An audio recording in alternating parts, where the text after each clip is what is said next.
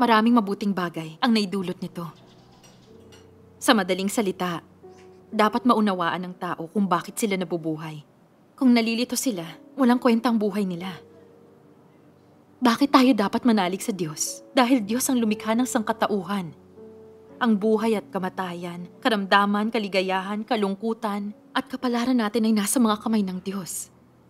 May mga kasabihang, nasa Diyos ang awa, nasa taong gawa. Tao ang humihiling at Diyos ang nagtatakda. Kung ang sinasabi natin at ginagawa at tinatahak na landas ay ayon sa kalooban ng Diyos, pagpapalain niya tayo. Kung sumusunod tayo sa Diyos, poprotektahan tayo ng Diyos at ang buhay natin ay magiging mapayapa at maligaya. Bakit madilim at masama ang mundo? At bakit masama ang mga tao? Hindi natin masagot ang mga tanong na ito. Inililigtas ng Diyos ang tao at ipinapaliwanag ang katotohanan. Kung hindi tayo nananalig sa Diyos, hindi natin mauunawaan ang totoo at di matatahak ang landas ng buhay. Sa mga taong nananalig ako, maraming salita ng Diyos ang nabasa ko. Nauunawaan kong misteryo ng buhay. Nalaman ko ang ugat ng kadiliman sa mundo. At naintindihan ko na sumama ang sangkatauhan dahil ninilinlang at tiniwali sila ni Satanas. Nalaman ko kung anong klase ng tao ang may hawak ng kapangyarihan. Kung bakit hungkag at miserable ang buhay ng tao. Kung anong ugat nun. Kung saan nanggaling ang tao.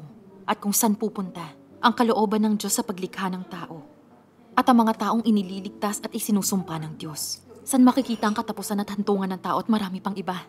Naunawaan ko ang katotohanan sa lahat ng misteryo. At mas naliwanagan ang puso ko. Alam ko na kung paano hanapin ang kapayapaan at saya at kung paano makamit ang pagpapala ng Diyos. Sa madilim nating mundo, tanging si Kristo ang katotohanan, ang daan at ang buhay.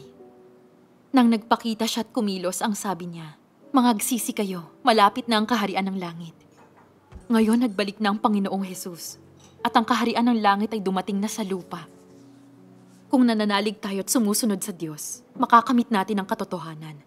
At makakapasok tayo sa kaharian ng langit at makakamit ang magandang hantungan. Isa itong malaking pagpapala. Ang di nananalig ay nabubuhay lang sa kasalanan.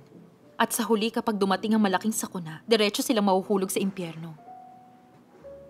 Dumating na ang kaharian ng langit. Kaya anong pipiliin mo ngayon?